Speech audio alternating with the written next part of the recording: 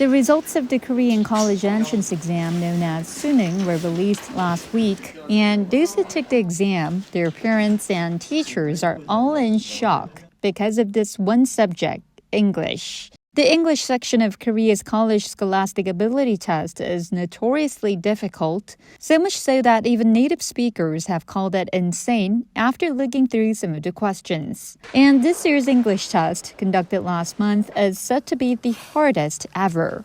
According to the Korea Institute for Curriculum and Evaluation, only 3.1% of 554,000 test takers received a top grade 1 by scoring 90 or above on this year's exam. In rural areas where there are fewer private institutes and tutoring compared to Seoul, not a single student achieved a top grade in English, leading to a surge in students failing to meet the minimum grade requirements set by universities. So today, Alex, the native speaker in my team, and Yongjae, the elite intern, tried the English part of Suneung. All right, so we have two test takers. Please introduce yourself. I am Alex. I also make content for this channel, so you would hope that my English level would be at least okay. But I've heard a lot about Suneung. I know it's notoriously difficult, so you can call me Nervous Alex today. Next, there's Nervous Yongjae. I'm the intern guy. I got a perfect score in Suneung 12 years ago, but I got kind of older. 12 years ago, I also would have said I haven't been to school for a while. But let's see. I've heard it's also about critical reading skills, so that's a bit different to English. All right, so there are 45 questions, but we're skipping the listening part. So you guys will start from number 18, and I'll give you guys 45 minutes. Here's the test. Normally, we were joking before there'd be a barrier between us, but we've got the camera, so if anyone tries to look at the other's paper, you're going to catch us. Yeah. Ready? Yep. Good luck. Start! Thank you.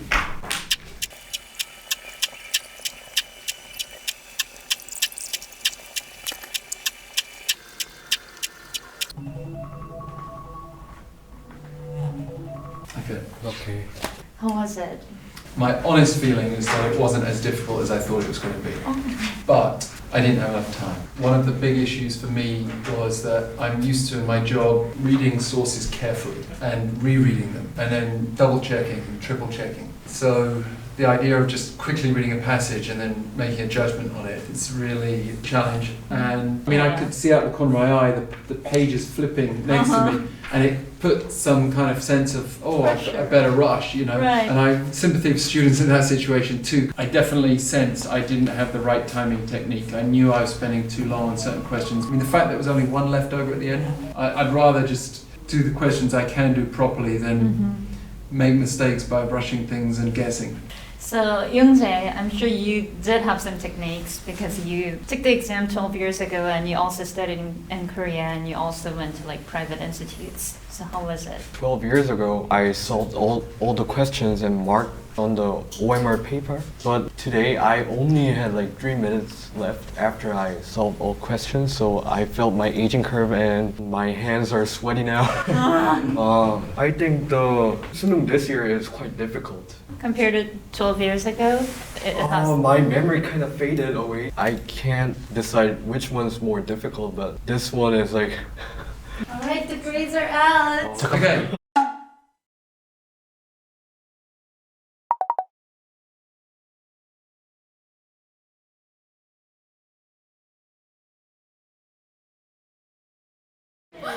You know, I don't feel like I'm happy enough with this. I honestly, I just didn't want to really humiliate myself with this.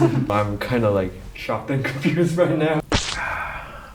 I don't like a culture that makes 80-something feel like, you know, you said you're shocked. I mean, 80-something should be a good score. Yeah, right. I mean, you shouldn't feel like 80-something's bad. After reviewing some of it, there was some questions that like, if you think simply, you can get it correct, but if you overthink, you get wrong. I think I fell into that trap. Very few of these passages reflect real-world use. Maybe you could have like the final 5-10% worth, like Kant's view on law, but most of it should really be testing, is this person going to be able to go out in the world and communicate effectively and understand big pressing issues. I've had the opportunity to learn about Kant and other philosophical texts, and I've had the chance to read different types of sources. And number one was regarded as reasonably confining human liberty, and number three was understood as a restraint on their freedom. I just felt that was a little bit. If English isn't your first language, that's virtually impossible. But if you are a native speaker and you're under time pressure, it's not really a fair question. Yeah. I just feel really sorry for the people who take this test.